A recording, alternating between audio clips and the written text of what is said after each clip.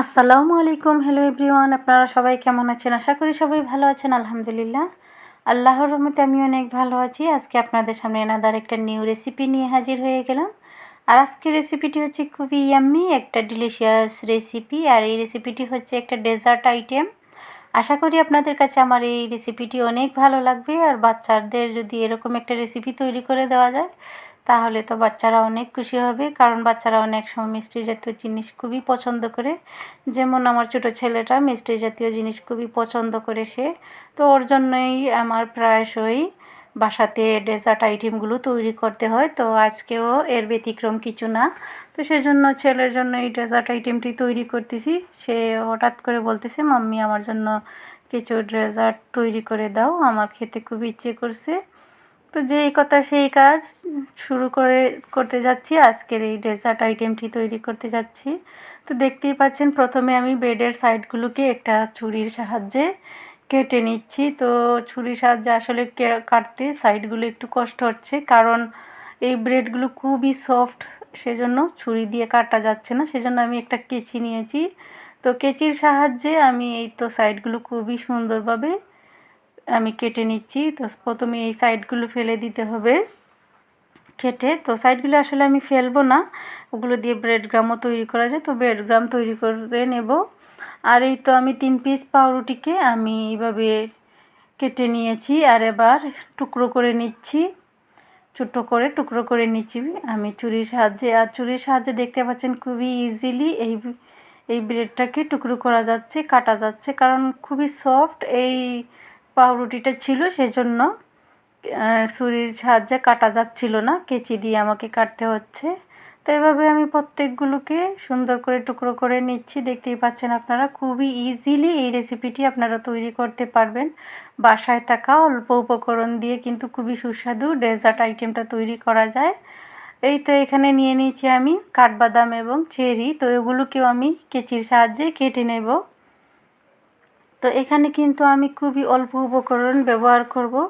আপনারা পুরো ভিডিওটি দেখতে থাকেন কিভাবে কি উপকরণ দিয়ে আমি এই রেসিপিটি তৈরি করছি। খুবই ইজিলি আসলে এরকম সুস্বাদু রেসিপি তৈরি করা যায়। তো সবগুলো আমি কাঠবাদাম এবং চেরি ফলকে আমি এভাবে কেচির সাহায্যে কুচি করে কেটে নেব। আপনারা চাইলে এখানে পেস্তা বাদামও দিতে পারেন। তো আমার হাতের কাছে যে ড্রাই ফ্রুটসগুলো ছিল ওগুলোই আমি দিচ্ছি।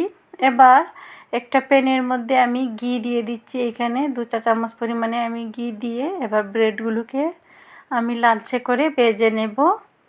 তো দেখতেই পাচ্ছেন ঘিটা গরমও হয়ে গেছে। এবার আমি ব্রেডগুলো দিয়ে প্যানের মধ্যে এই ব্রেডগুলোকে সুন্দর করে ভেজে নেব, একটু গোল্ডেন কালার করে ভেজে নেব ব্রেডটাকে।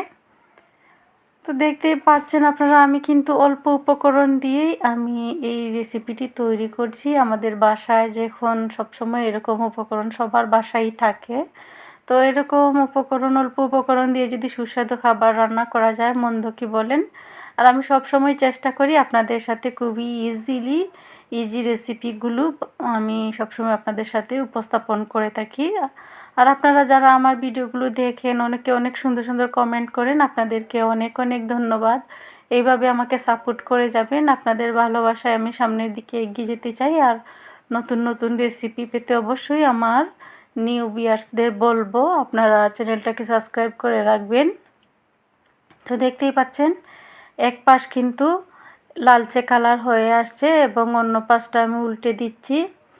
তো এইভাবে কিন্তু লালচে করে সবগুলা ব্রেডকে আমি আসলে সুন্দর করে ভেজে নেব। তারপর ওগুলোকে আমি নামিয়ে নেব একটা পাত্রে। তারপর প্রসেসিং কি করছি সেটাও দেখিয়ে দিচ্ছি। এবার আমি এখানে অল্প পরিমাণে দুধ নিয়েছি কাপের মধ্যে, এগুলো ঠান্ডা দুধ কিন্তু গরম দুধ নেইনি। তারপর এখানে দিয়ে দিচ্ছি আমি এখানে কাস্টার্ড 2 চা চামচ পরিমাণে কাস্টার্ড দিয়ে দিয়েছি। দিয়ে ওগুলোকে ভালো করে দুধের সাথে মিশিয়ে নিচ্ছি কাস্টার্ডটাকে। আপনারা দেখতেই পাচ্ছেন।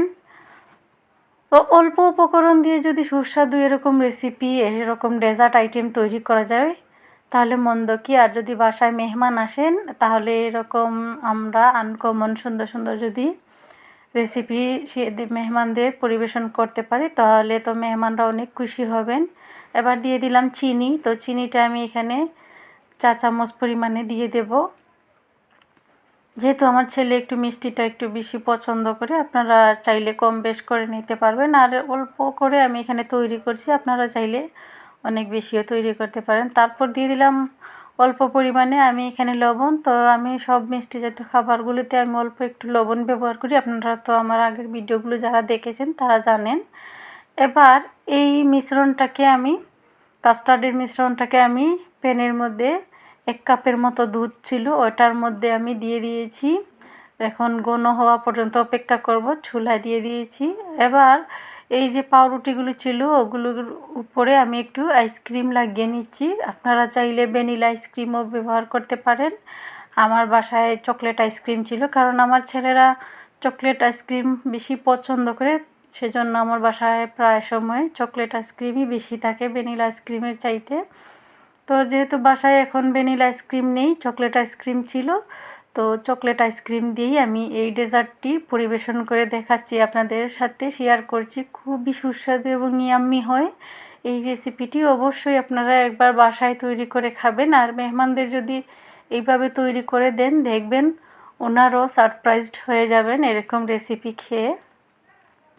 তো দেখতেই পাচ্ছেন আপনারা খুবই ইজিলি কিন্তু অল্প সময়ে অল্প উপকরণ দিয়ে তৈরি করা যায় এরকম ডেজার্ট আইটেম। এবার আমি এই মিশ্রণটা দিয়ে দিলাম। এখানে কাস্টার্ডের মিশ্রণটা কিন্তু আমি পাউরুটির উপরে দিয়ে দিয়েছি। এবার দিয়ে দিব আমি কাঠবাদামগুলোকে, কুচি করে রাখা কাঠবাদাম, এবং সাথে যে চেরি ফলগুলো ছিল ওগুলোও দিয়ে দিচ্ছি। তো আপনারা অবশ্যই চেষ্টা করবেন যে কাস্টার্ডটা ঠান্ডা হওয়ার পর তারপর ব্রেডের মধ্যে দিতে। আর এই যে আইসক্রিমটা দেওয়ার কারণে এটা ঠান্ডা ঠান্ডা খুবই ইয়াম্মি লাগবে, এই ডেজার্টটি খেতে অনেক সুস্বাদু হয়, সেজন্য এই আইসক্রিমটা ব্যবহার করেছি। আপনারা চাইলে আইসক্রিমটা স্কিপও করতে পারেন, কোনো সমস্যা নেই, খেতে খুবই সুস্বাদু হয়। কিন্তু এরকম ঠান্ডা ঠান্ডা যদি পরিবেশন করা যায় এই ডেজার্ট আইটেমটি খুবই সুস্বাদু হয়, খুবই খেতে ভালো লাগে। তো দেখতেই পাচ্ছেন আমার এই ডেজার্টের ফাইনাল লুকটা খুবই ইয়াম্মি হয়েছে। দেখতে পাচ্ছেন আপনারা, আপনাদের কাছে কেমন লেগেছে আমার এই রেসিপিটি অবশ্যই আপনারা আমাকে কমেন্টের মাধ্যমে জানাবেন। আর এই দেখেন খুবই সফটলি এবার আমি এটাকে খেয়ে দেখছি কীরকম হয়েছে। তো এটা কিন্তু খুবই ইয়াম্মি, দারুণ হয়েছে এই রেসিপিটি। অবশ্যই আপনারা বাসায় তৈরি করবেন। সবাই ভালো থাকেন, সুস্থ থাকেন, আল্লাহ হাফিজ।